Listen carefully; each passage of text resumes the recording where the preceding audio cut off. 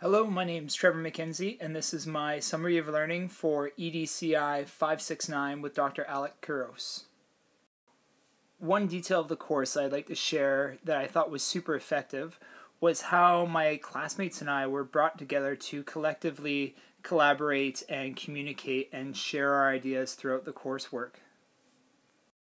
We did this in a number of ways, but the first way I'd like to share with you was our collective use of Twitter as a means to get in touch with each other and share ideas. I've been a Twitter user for years, but my experience over the past months has opened my eyes to the importance of creating a PLN of like-minded peers that are collectively tied to a topic or a question or a common endeavor.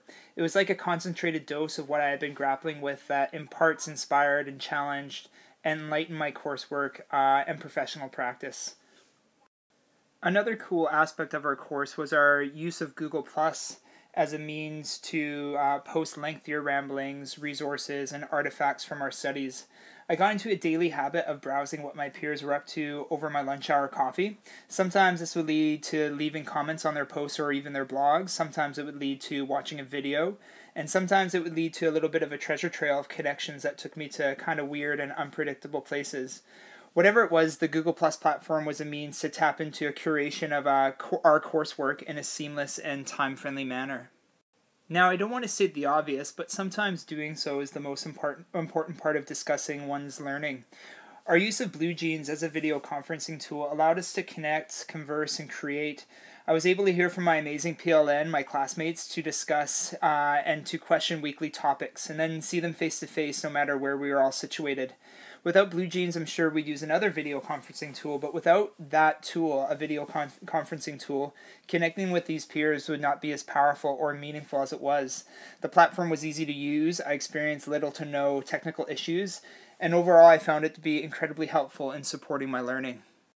And last, early in the course, Alex set up a TIGRAD hub domain, a curated blog roll of everyone's work in the course. This one-stop shop was great in the sense that posts appeared in chronological order from the most recent writing back, and it offered a different manner to access what my peers had been working on in the sense that our posts are more focused on coursework rather than Twitter and Google+, offering up a wider taste of what we were thinking about. This focus was great in that it gave me access to what I wanted and when I wanted it. Another aspect of the course I'd like to focus on was my learning project. I think this portion of the course is something that will resonate with me for years to come for a number of reasons.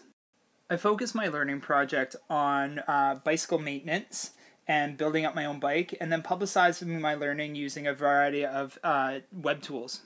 The end product, although not quite how I envisioned in getting there, is something I'm pretty proud of. I was drawn to the learning project because my own students embark on a similar learning project as they complete student-directed and teacher-supported inquiry-based learning projects of their own. Throughout my project, it was pretty powerful to reflect on how my own experiences and my own learning compared to that of what I witnessed with my students. The roller coaster of excitement, the peaks and valleys of research, the publicizing of learning, and the inevitable struggle to meet timelines are all details I identified as being common ground between myself and my kids. Further, to research what I deemed useful and to have kind of an effective control over so many aspects of my project was great. It had me questioning my role as an educator and how I could shift control of my learning over to my kids in a manner that is obviously meaningful to them, but prepares them for their future, whatever that future may be. And I think perhaps the most valuable part of the learning project for me was that despite all the challenges and perhaps mistakes and revisions I had to make throughout the process, I'm just really glad that I gave it a go and that I set my eyes on something that I've always been curious and passionate about. And even though it didn't exactly work out the way I wanted to, I think I've grown and learned quite a bit about my goals. Each week our cohort was visited by a range of speakers that brought a variety of experience and expertise and input to us. These sessions were always highly enjoyable and shed light on some interesting aspects of the role of educational technology in the classroom. Whether it was assessing effort or focusing on digital storytelling in our practice, creating the maker movement within our classrooms, focusing on pleasure as being a prescribed learning outcome in our coursework, or questioning the role of gender in educational technology. The guest speakers were something I was very thankful for experiencing and having throughout the last few months. And the last piece of our coursework that I'd like to focus on in this summer of learning is my connection with my mini peers, classmates, and professors that I had the pleasure of getting to know over the past few months.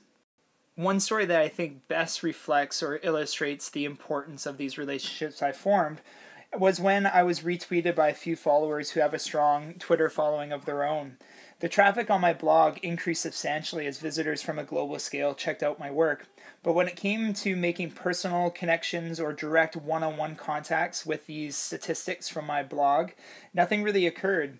It reinforced the power and importance of the relationships built with my peers, as opposed to gaining some sort of a following or increasing readership to my blog, which, by the way, is esqedtech.wordpress.com. I think this reinforces one of the first points I made in this presentation, which is the importance of creating a PLN of like-minded peers that are collectively tied to something, whether it's a topic or a question or a common endeavor. I think that leads to passionate connections and ones that are meaningful and ones that are long-lasting. And with that, I'd like to thank my many peers and professors for their constant inspiration and the relationships that we formed over the past months. And I just want to say that I look forward to continuing this learning path with you all. Thanks so much for watching. Bye for now.